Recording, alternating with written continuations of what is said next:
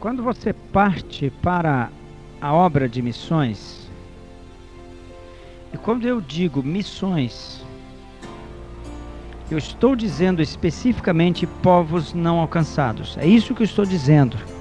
Lembram da primeira aula que nós definimos missões como o evangelismo de povos não alcançados. E embora que os outros conceitos sejam razoáveis, eles prejudicam a nossa visão em relação aos povos não alcançados. Por quê? Porque manda para Portugal, está fazendo missões. Manda para a Inglaterra, está fazendo missões. Manda para os Estados Unidos, está fazendo missões. Não. Missões é quando você vai a um povo que, tendo uma cultura própria e uma língua própria, esse povo nunca ouviu de Jesus. Isso é missões.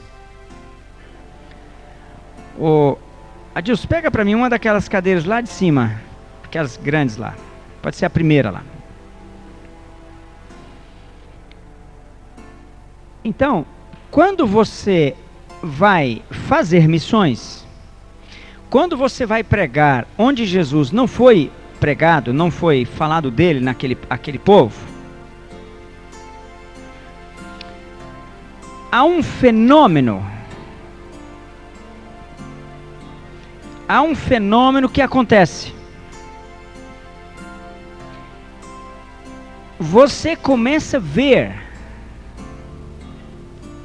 a mão de Deus agindo de uma forma que você nunca viu.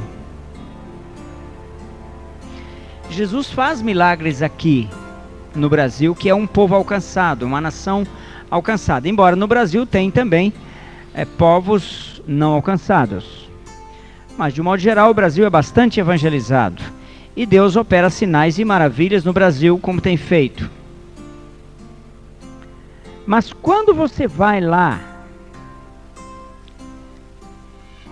você percebe que o coração de Deus bate mais forte. Por alguma razão, o coração de Deus bate mais forte. E essas razões, porque o coração de Deus bate mais forte, vocês vão ter conhecimento dessas razões plenamente aqui nessas aulas. Eu peço desculpas a vocês, porque em vista das minhas constantes viagens, eu tenho que estar adaptando o horário das minhas aulas, e talvez amanhã ou depois vocês mesmos terão que estar mudando um pouco o esquema de vida de vocês para terminar alguma matéria, alguma coisa. Mas é importante que vocês ouçam, que vocês estejam fazendo esse curso, embora com alguma falha, como tem tido nesse aspecto, por causa das nossas viagens. É muito importante, sabe por quê? Porque, pela graça de Deus, nós temos uma experiência nessa área. Desde 1981, nós temos uma experiência na área de povos não alcançados. E é uma experiência que vocês podem aproveitar na vida de vocês. Eu estou aqui agora, essa madrugada eu viajo para São Paulo, para Barretos, no interior de São Paulo. Mas eu queria vir segunda-feira, não foi possível. Então eu estou aqui agora. Mas estou com o maior prazer de poder conversar com vocês alguns minutos. Nós vamos estar ministrando para vocês 1h30 sobre esse assunto hoje. Mas como eu estava dizendo, quando você parte para esta obra de missões, você percebe que o coração de Deus bate diferente. Não é a mesma coisa. Você vê a presença de Deus de uma maneira muito forte. E eu tenho muitas experiências que eu poderia contar para vocês em relação a isso.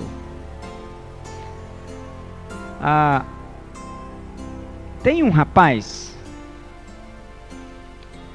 ele creio que tem menos de 30 anos de idade. O nome dele é Marcelo e ele é boliviano.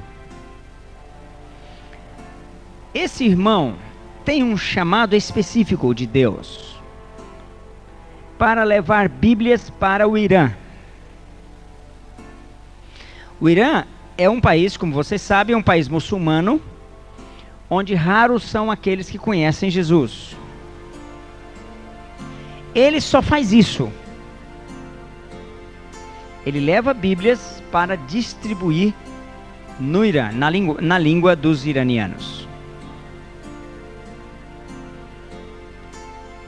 Esse irmão, por exemplo, ele estava contando que na última viagem, uma das últimas viagens que ele fez, eu creio que é a última, ele simplesmente ficou invisível. Ele chegou na alfândega, você não pode entrar com Bíblias lá. O Espírito Santo disse a ele: passa por aqui, pega tuas malas de Bíblia. Ele vai com 17 malas cheias de Bíblia. Passa por aqui. Cheio de guardas. Ele, obedecendo o Espírito Santo, ele partiu naquela direção. Os guardas continuaram ali. Ele estava passando no meio dos guardas. Os guardas continuavam ali. Ele e todas aquelas 17 malas ficaram invisíveis para os guardas.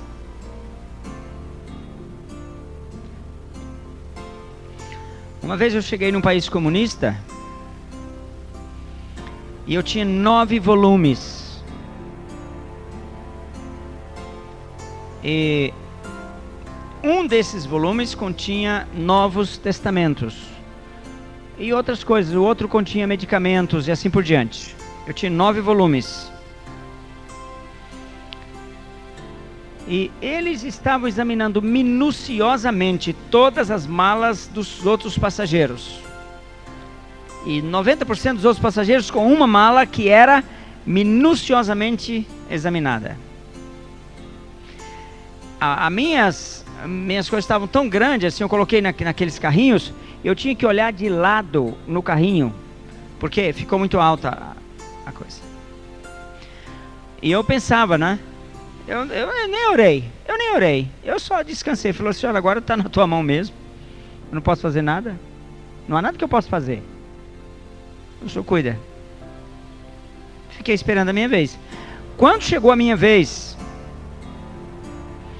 eu, assim, a carne não crê, né? Carne é carne, né?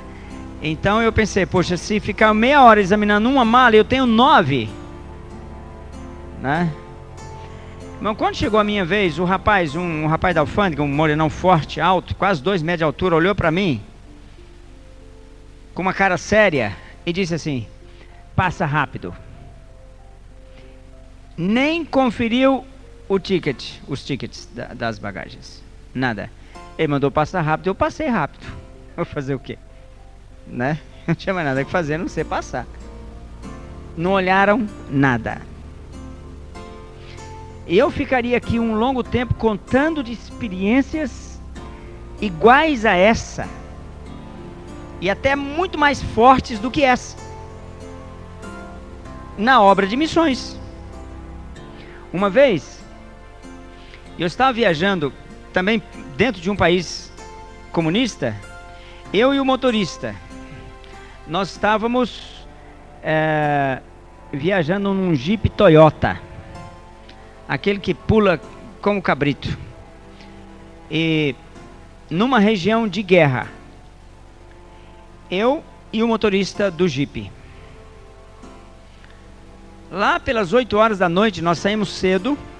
Pelas 8 horas da noite nós fomos detidos por uma companhia de soldados.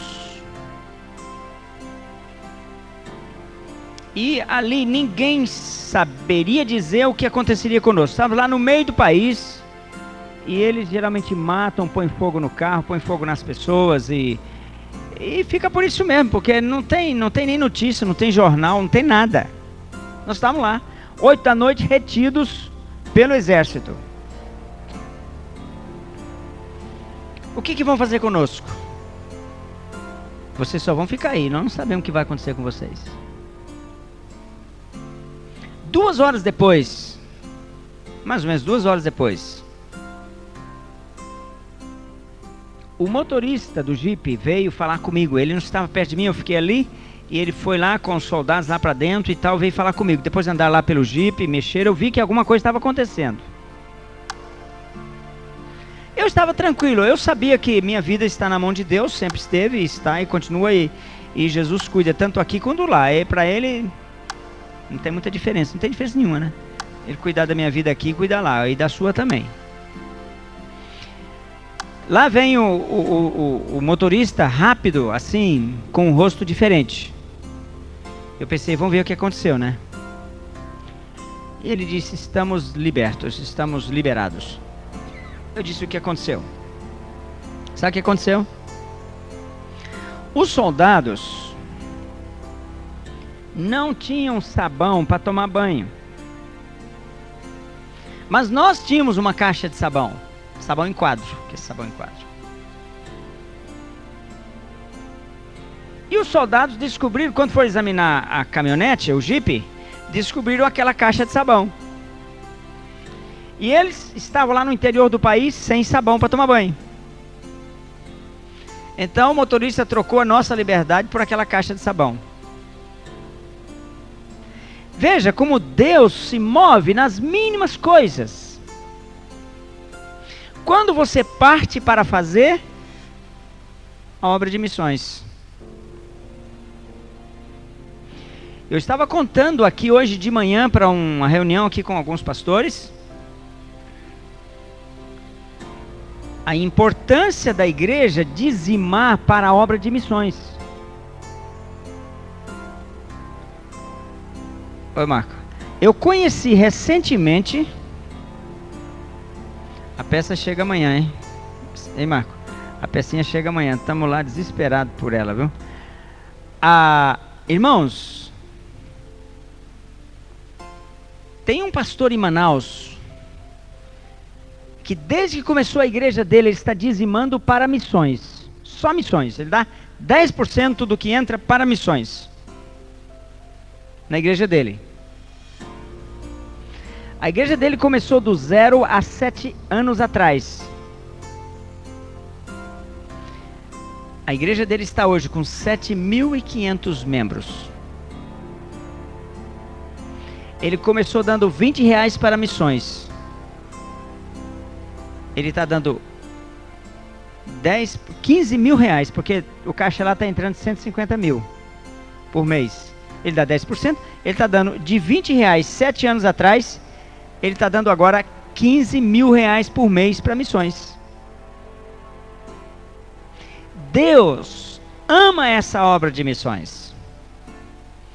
Deus tem um compromisso com a obra de missões.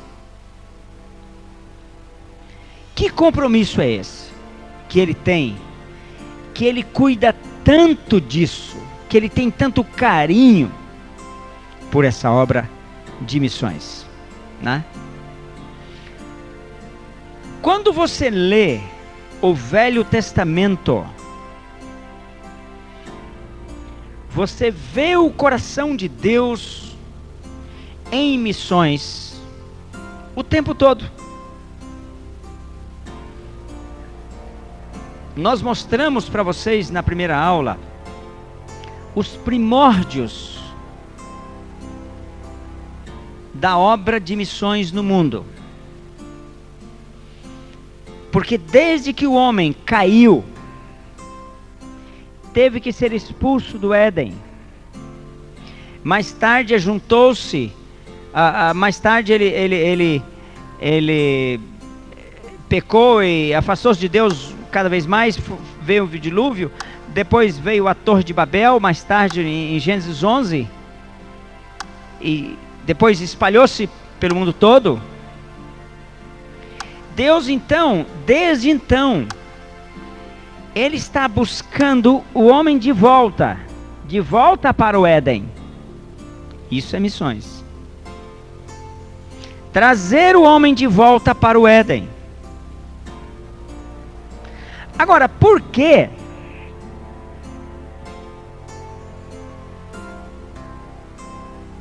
Já tem muita gente salva.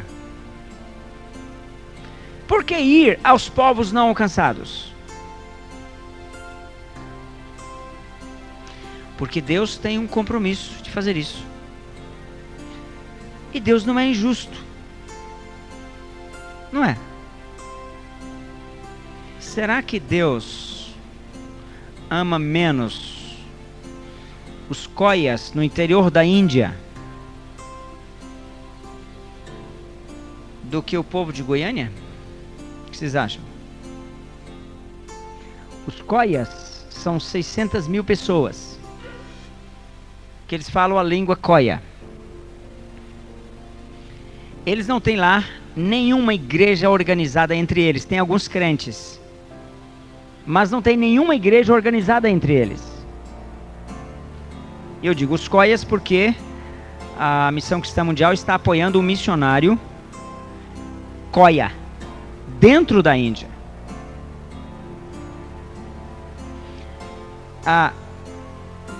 Aqui, e depois eu vou falar sobre isso, a questão da estratégia de fazer missões.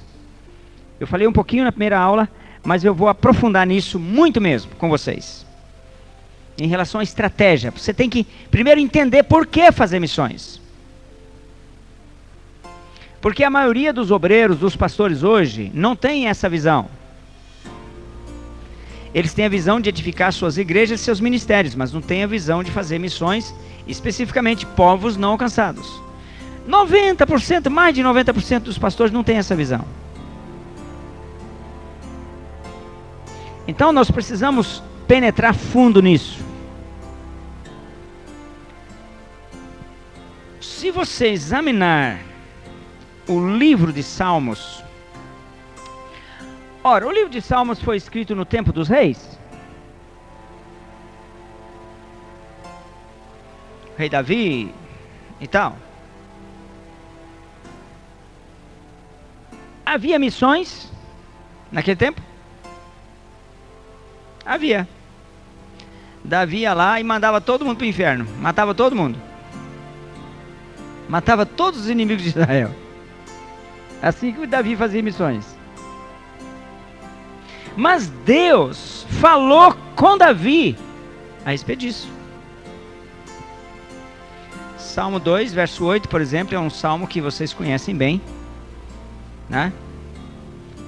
O que diz Salmo 2, verso 8? Pede-me, eu te darei.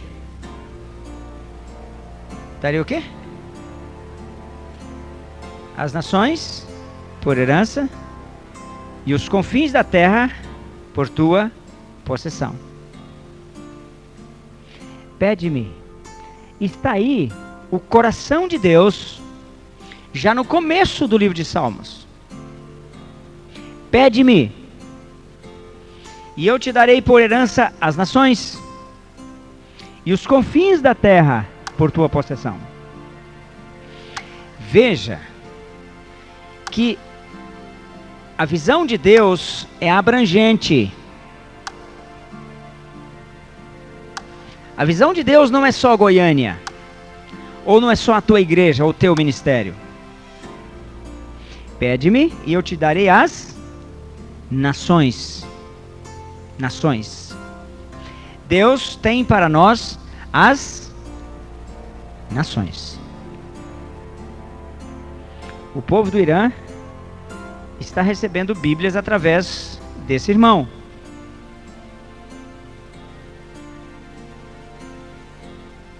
Ele está indo às nações.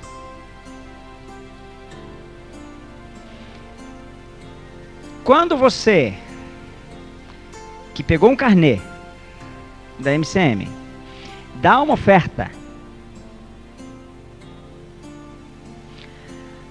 digamos R$10,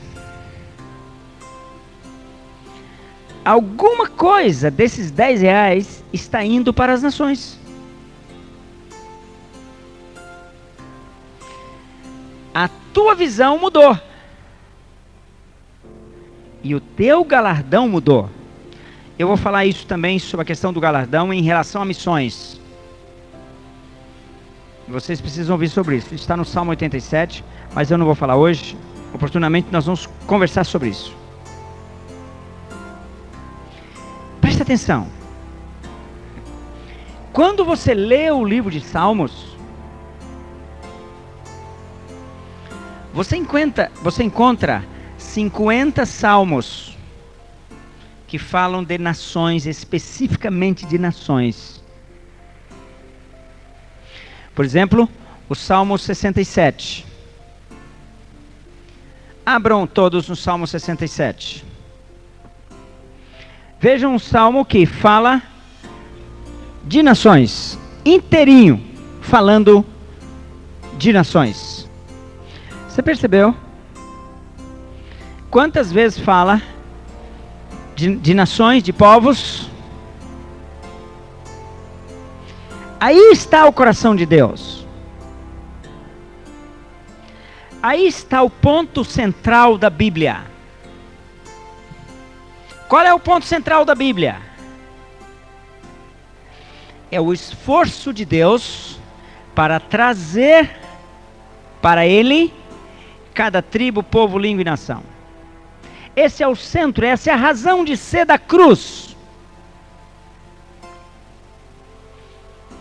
Trazer para Ele, devolver, trazer de volta, restaurar cada tribo, língua, povo e nação. Então, irmãos, sabe quantos salmos falam de missões? 50 salmos. 50 salmos falam de missões. Aí você tem o Salmo 92, você tem o Salmo 96, você tem um monte de salmos que falam fortemente da obra de missões. Quando você lê o Velho Testamento, você encontra uma coisa, preste atenção aqui. Você encontra uma coisa constante no Velho Testamento. Em todo o Velho Testamento. Deus é Senhor das nações. Deus é Senhor de toda a terra. Ora, se Ele é Senhor dos iranianos, por exemplo, dos coias, por exemplo, eu tenho que ir lá para contar isso para eles, porque eles não sabem. Isso é missões. Então, o centro da Bíblia, a mensagem central da Bíblia é povos não alcançados. Não fosse Adão ter caído, a Bíblia só precisava ter capítulo 1 e 2. Do capítulo 3 em diante foi escrito nessa visão de trazer de volta o homem que havia caído. Isso é missões.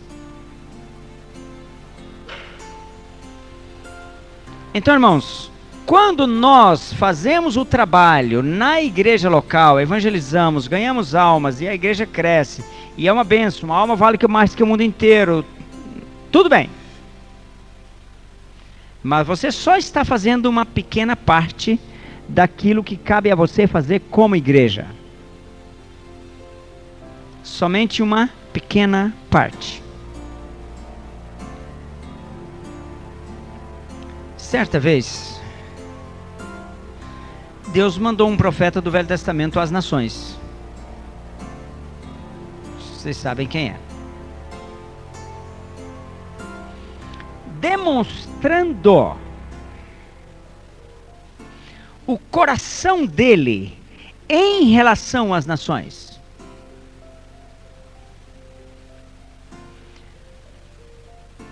O profeta finalmente chegou lá, foi de uma forma bem interessante, mas ele acabou chegando lá, evangelizou os ninivitas,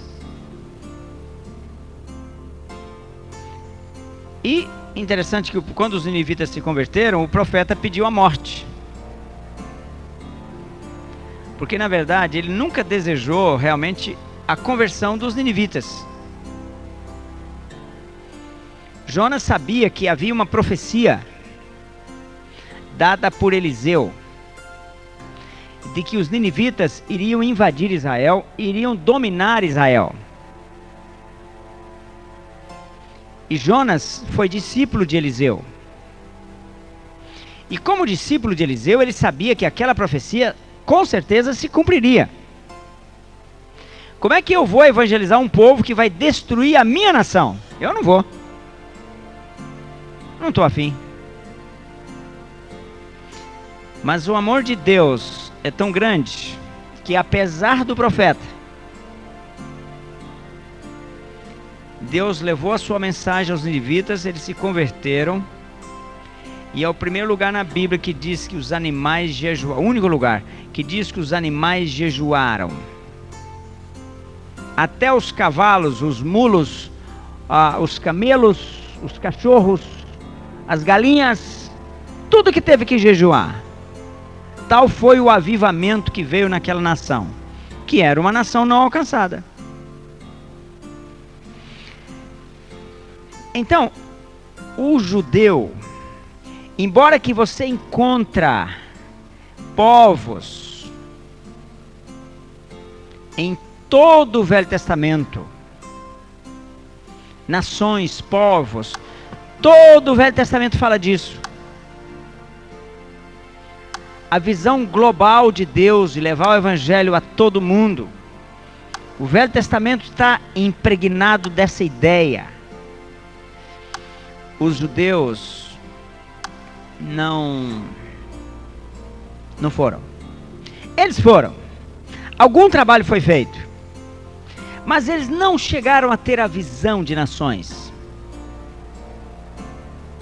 E eles não enviaram missionários para as nações. Eles, claro, tinham o cuidado de fazer os prosélitos, a trazer aquelas pessoas que não conheciam o judaísmo para o judaísmo. Mas isso eles faziam com os estrangeiros que vinham para a sua terra. Não que eles estivessem preocupados em levar o judaísmo para toda a terra. No templo em Jerusalém não podia entrar gentios. Eles só vinham até o pátio mais exterior, que era o pátio dos gentios. Eles só podiam vir até lá. Mostrando que essa visão, embora Deus estivesse muito preocupado. Você quer ver? Deixa eu ver se eu acho aqui em 1 Reis um versículo. Embora Deus no Velho Testamento esteja muito preocupado com esse assunto,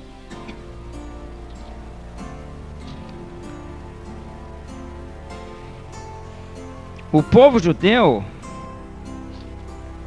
não fez isso.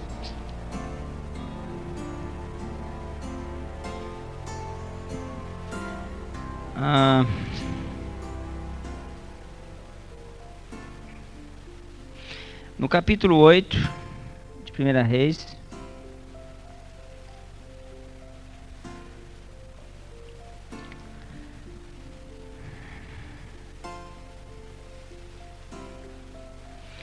capítulo 8, 1 Reis, veja o versículo 43 de capítulo 8 de 1 Reis. Leia alguém, por favor.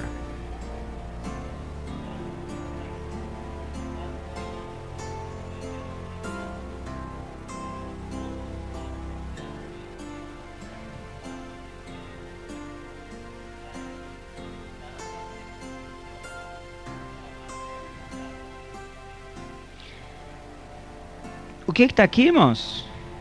A fim de que todos os povos da terra conheçam teu nome, para te temerem como teu povo Israel.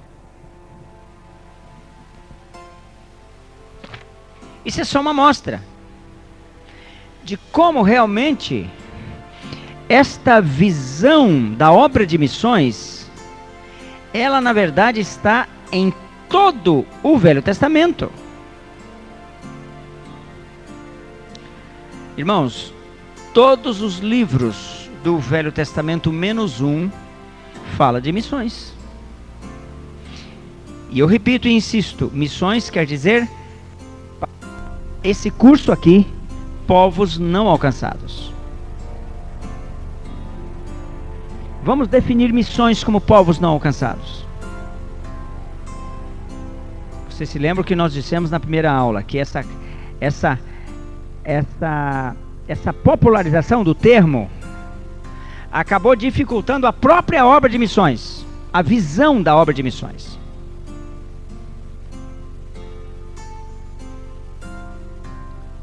Então, para que todos os povos da terra te conheçam. Quer dizer, o coração de Deus está tentando dizer para o povo judeu que vá às nações, que comuniquem o evangelho, ou melhor, o judaísmo no caso, no Velho Testamento, que comunicassem o judaísmo às nações, que levassem os princípios às nações. Então o coração de Deus está impregnado disso. E uma igreja que não faz convenientemente a obra de missões, ela está em prejuízo de pelo menos 70% da sua obra. Porque ela não está fazendo o que é principal no coração de Deus. O que é mais importante de tudo no coração de Deus. Quando Deus levantou a MCM, o que veio mais forte foi isso: povos não alcançados. Nós estamos apenas no começo, mas é um bom começo. E Deus tem confirmado dia a dia que esta é a direção. A igreja que não estiver voltada para povos não alcançados, ela está fracassando de maneira importante em cumprir o objetivo que ela tem, ou para o qual ela foi estabelecida naquele lugar. Uma igreja local tem que estar voltada para povos não alcançados, voltada de maneira forte para povos não alcançados, ou para missões.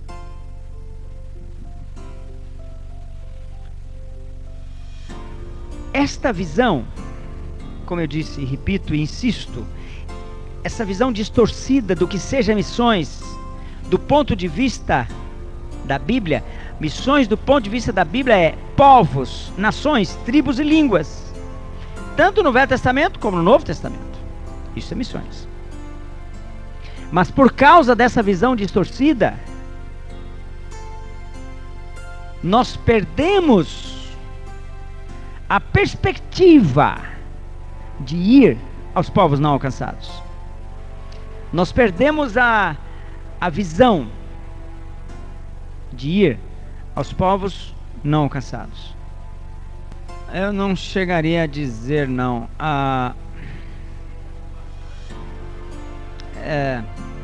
Tudo bem. De fato, são ali... não, assim, nesse aspecto, claro, nesse aspecto 100%, né? Mas eu digo, quando Eliseu foi, Elias também foi, eles não foram com o intuito de levar o judaísmo lá.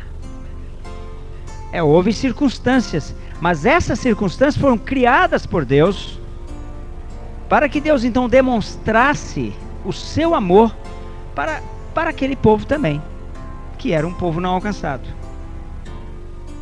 Irmãos,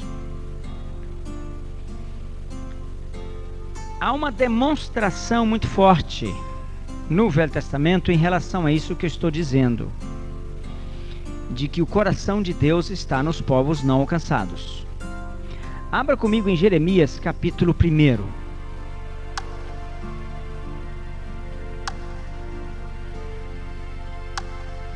Jeremias. Veja.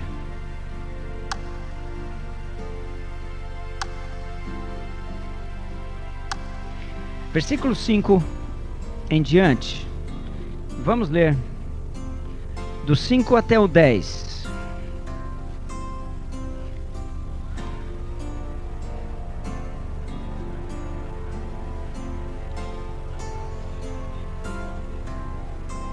Ok? Então ele foi dado como profeta às nações. As nações. Vamos ler só o 10 para não... O 10 agora. Outro irmão leu o 10. Ou irmã.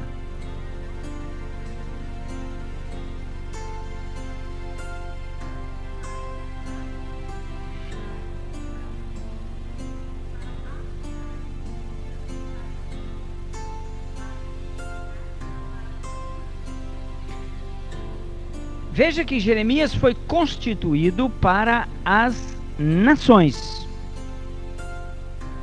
Eu te constituí profeta às nações. De forma específica, veja bem, um profeta de Israel. Tornou-se o apóstolo Paulo, ou pelo menos, porque Paulo também foi chamado desde o ventre da sua mãe para as nações. Jeremias, nesse caso aqui, seria o apóstolo Paulo do Velho Testamento. Porque ele foi chamado às nações, mostrando o interesse de Deus em ir às nações.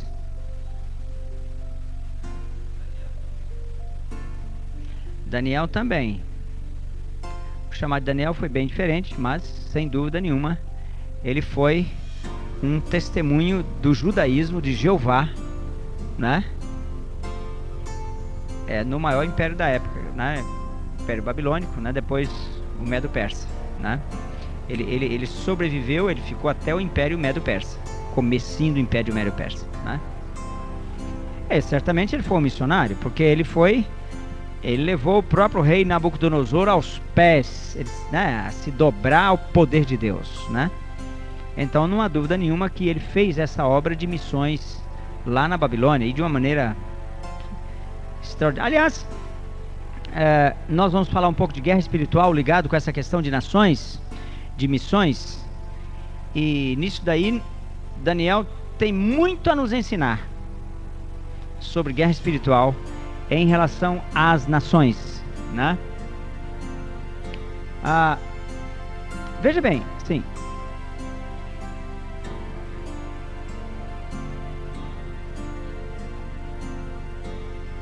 Sim, exatamente. Eles não conseguiram ver o que estava no coração de Deus em relação a missões. Não conseguiram. Mas apesar disso, Deus acabou fazendo alguma obra de missões através dos judeus, porque Deus sempre estava insistindo que eles fossem,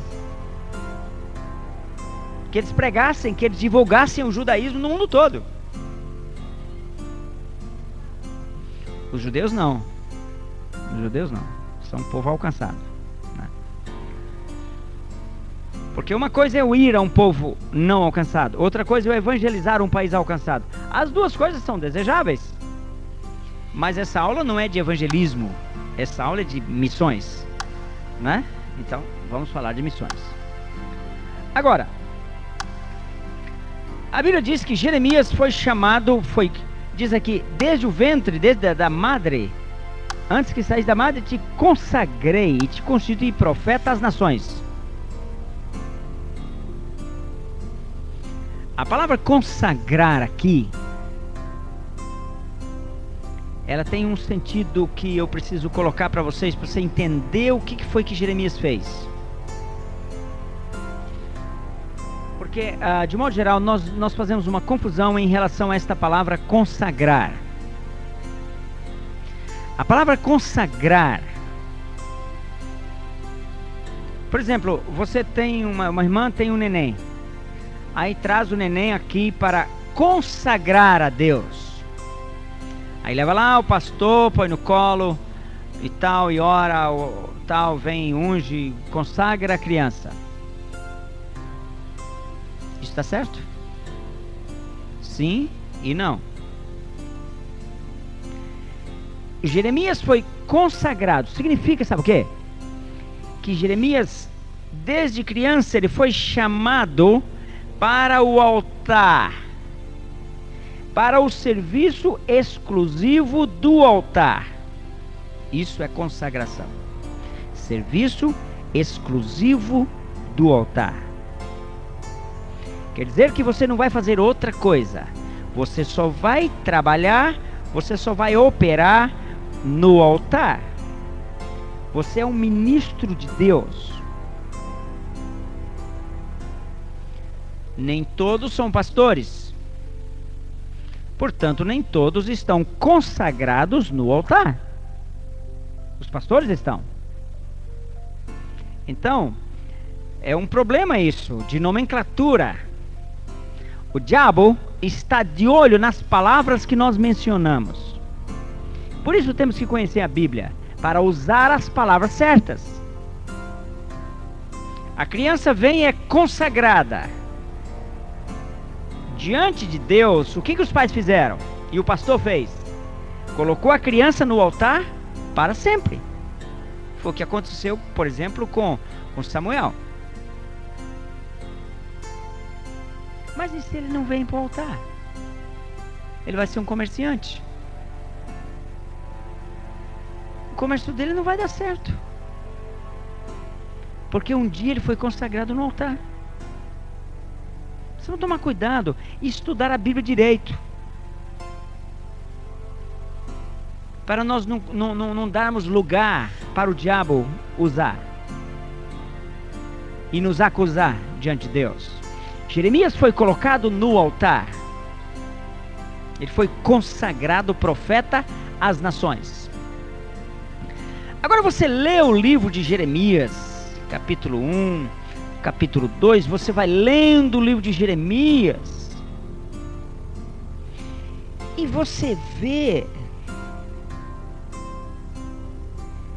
o quanto Jeremias era um homem de um caráter sem mancha. Sim ou não? Você não tem, Jeremias, você não tem mancha no caráter de Jeremias. Um homem extraordinário, um homem que conhecia Jesus. Falou terrivelmente, ele foi terrivelmente violento contra os profetas da sua época, os falsos profetas. Mas Jeremias sabia que ele tinha esse chamado. Mas não existia uma estrutura de missões no seu tempo, de ir aos povos não alcançados. Mas ele tinha um chamado para ir aos povos não alcançados. Deixa eu dizer uma coisa para você. Se você tem um chamado, se Jesus falou com você, você não depende da missão A ou B. Você não depende nem da tua igreja, você depende da bênção da igreja, do pastor. Mas no sentido do teu sustento, da tua vocação, você depende de Jesus. Hoje, esse é outro ponto que está atrapalhando tremendamente a obra de missões, feita através do Brasil, especificamente. Porque nós aprendemos a fazer missões com os americanos. Graças a Deus pelos americanos. Os ingleses, os escoceses, o evangelho veio até nós através deles.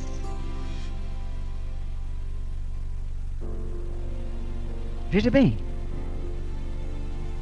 Um missionário americano deve ganhar o quê? $2.000 por mês, mais casa, mais carro, mais não sei o quê.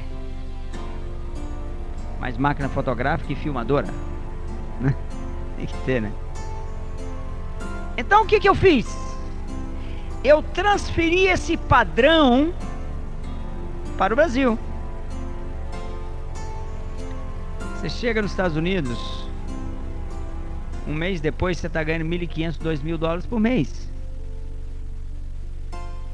Aqui no Brasil você sua camisa para ganhar 300, 500 reais por mês.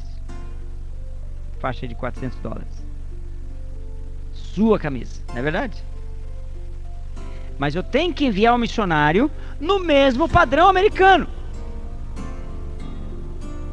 Primeiro, não temos que ter padrão nenhum, a não ser o padrão do livro de Atos para enviar missionários. Só isso. E é suficiente. Também não sou contra as organizações que enviam missionários. De forma nenhuma. Nós estamos falando de padrões bíblicos. É isso. Então, você tem um chamado. Como é que você chama? Juscelina? Sueli. Você tem um chamado para as nações.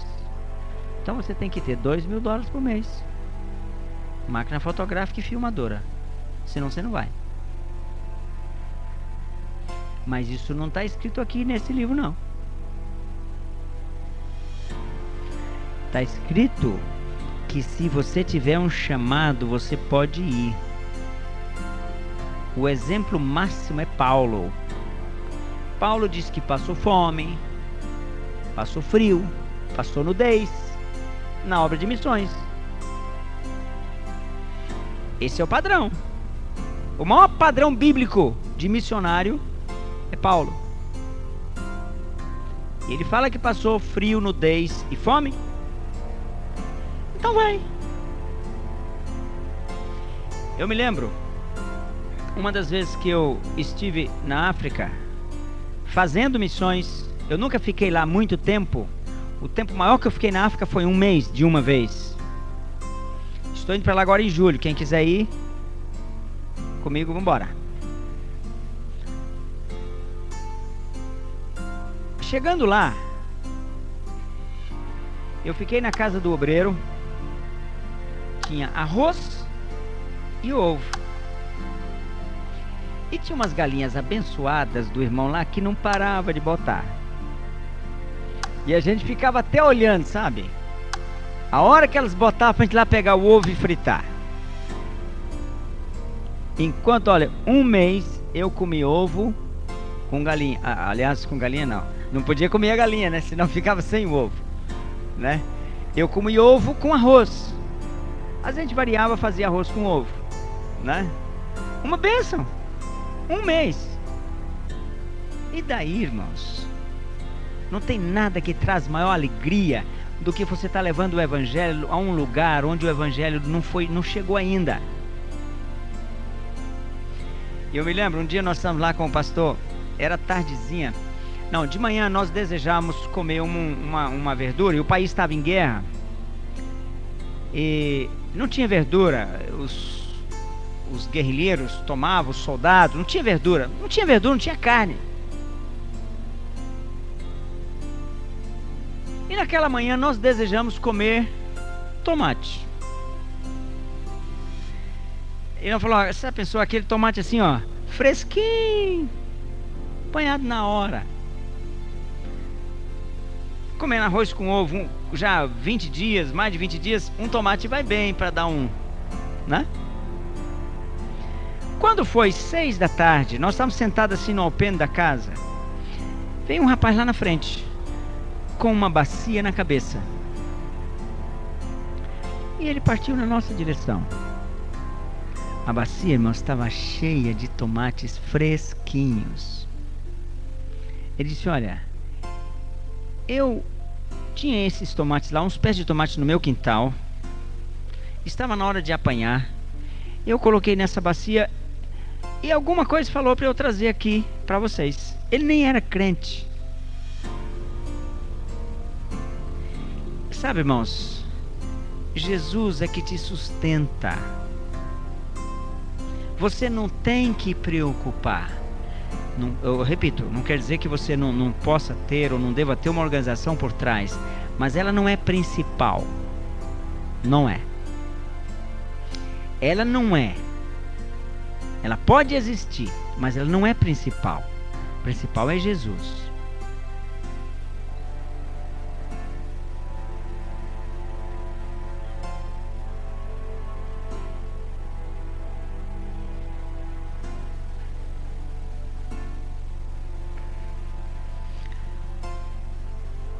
Mas você tocou num ponto que eu não posso nem tratar aqui da maneira aqui com o microfone na mão, porque é um caso mais específico. Eu penso que você devia fazer um trabalho na tua igreja em relação a isso. Começar a orar, principalmente pelo pastor da igreja. Porque se ele se converter à obra de missões, resolvido o problema. Entendeu? Você pode planejar sabiamente fazer uma conferência missionária na igreja. Comece a orar pelo pastor. E Deus vai mudar o coração dele. Deixa eu te contar uma experiência.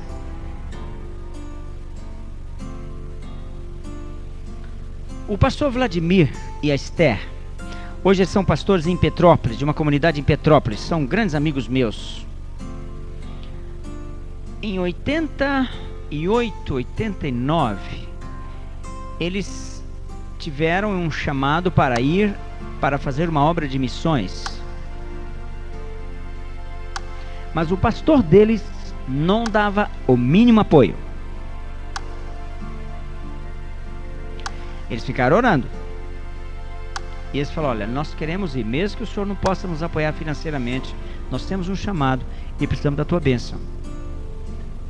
Pois ó, tudo bem, abençoo vocês, vocês podem ir. Só que não conte comigo. O Vladimir e a Esther foram, por uma circunstância de Deus, eles são do Rio de Janeiro, ministrar em nossa igreja em São Luís de Montes Belos. Nenhuma igreja tinha imposto as mãos sobre eles, eu não sabia. Naquela noite eu disse: vamos impor as mãos sobre o Vladimir e a Esther. Naquela altura eu era o pastor da igreja.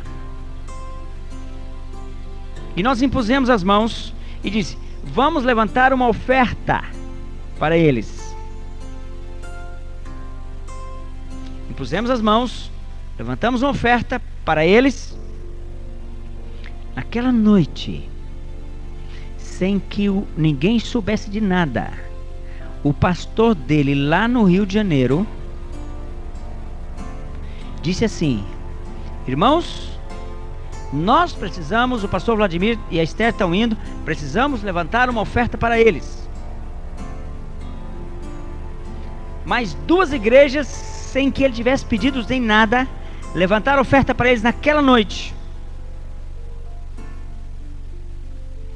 E a partir daquela noite, o pastor dele passou a apoiá-lo. Durante 2 anos que ele teve na obra de missões, ele foi apoiado pelo pastor da sua igreja, que não tinha nenhuma visão de missões. Um exemplo que eu creio que pode ajudar na sua pergunta. Mas o que eu quero dizer é que a obra de missões, se você tem um chamado, falando de uma forma específica, simplesmente prepare-se. E no momento que o Espírito Santo disser vai, você vai.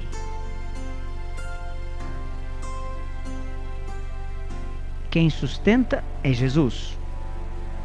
Vai disposto a passar fome, frio e nudez, mas vai conhecer um Jesus que você nunca conheceu. Irmãos, não tem nenhuma vez que eu vou para a obra de missões, para povos não alcançados, que Jesus não faz alguns milagres na minha viagem, na minha ida, no processo da minha vida. Não tem nenhuma vez. A última que eu fiz foi em novembro à Índia. Jesus fez alguns milagres. Um deles foi a reserva. Quando nós chegamos, o ônibus, eu estou contando para você ver, sabe, como é que Deus cuida disso. Você não tem que ficar esquentando sua cabeça. Você tem que obedecer à voz do Espírito Santo.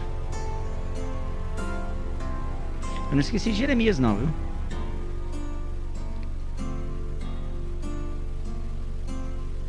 O Marcelo, que distribui Bíblias no Irã, falei dele. Vai agora, até o final desse mês ele vai voltar ao Irã com 17 malas carregadas de Bíblias. Até 10 dias atrás, ele precisa de $15 mil para essa viagem. Aí ele estava lá no encontro lá em Campo Grande, e o pastor que estava ministrando, estava dirigindo o encontro, disse: olha, faz o seguinte, Marcelo, vamos visitar, eu tenho muitas igrejas que eu conheço, você vai dar o teu testemunho e vamos levantar esses $15 mil nessas igrejas. Ele disse: não tenho tempo para isso, porque eu tenho uma data para chegar lá que é dia 22 de maio. Eu não posso. Pode deixar que Deus vai suprir. Antes do final do encontro lá, um irmão fez o cheque. Quanto é $15 mil? Tal, tá aqui o cheque. Pá, deu na mão dele. Isso é obra de missões. É Deus que sustenta. Na maneira que nós estamos fazendo missões, nós estamos transferindo para o plano natural a obra de missões. O plano natural é quando eu não dependo de nada. Eu tenho $2 mil por mês, tenho máquina fotográfica e filmadora. Em que eu vou depender de Jesus? Eu não sou contra a filmadora nem a máquina, não. Vocês estão me entendendo? Você tem que depender dele. Uma vez eu estava pregando. De novo, eu tenho ido muitas vezes em países comunistas. Em países comunistas, e tinha um cidadão baixote, forte, de paletó, gravata, cara fechada. Toda noite ele estava lá. E um dos líderes falou: olha, ele é do partido. Ele está vendo se você vai falar alguma bobagem contra o partido. Mas por favor não fale, senão nós vamos presos. Não era de noite, tinha que pregar à tarde, porque naquela altura não podia fazer culto à noite, a gente fazia à tarde. Na última tarde que eu estava pregando, aquele homem, ele sentava lá na última cadeira, no último banco, não era cadeira, nos bancos pobres. Mas naquela tarde, ele veio e sentou aqui na frente. Eu falei: ele está querendo conferir direito. Deve ter ouvido alguma coisa. Quando eu fiz o apelo, ele veio na frente entregar a vida para Jesus. Quando eu abracei ele, aquela cara de mal tinha acabado. E lágrimas desciam aqui. E quando eu abracei ele, ele ficou sem jeito, porque assim atrás tinha um revólver de um tamanho. Eu abracei aquilo. Ele entregou a vida para Jesus. Toda vez que você vai é desse jeito. Jeremias, vamos voltar para Jeremias. Será que Jeremias cumpriu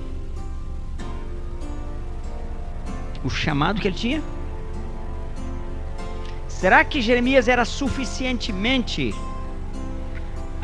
tinha um caráter? Eu fiz uma besteira aqui. Que hora eu comecei a falar? Alguém sabe? Você tem o caráter de uma missionária, hein? 7:45, joga 1h30 depois. Que hora vai?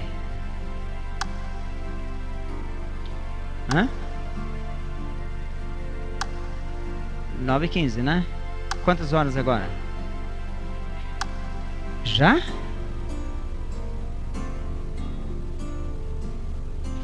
Jeremias, será que ele tinha um caráter suficientemente forte, apurado em Deus para cumprir o chamado que ele tinha? Abra em Jeremias 25, vamos ver se tinha. Abra lá.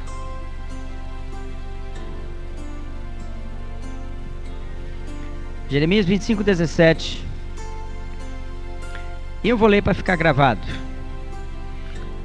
Recebi o cálice da mão do Senhor e dei a beber a todas as nações, as quais o Senhor me tinha enviado.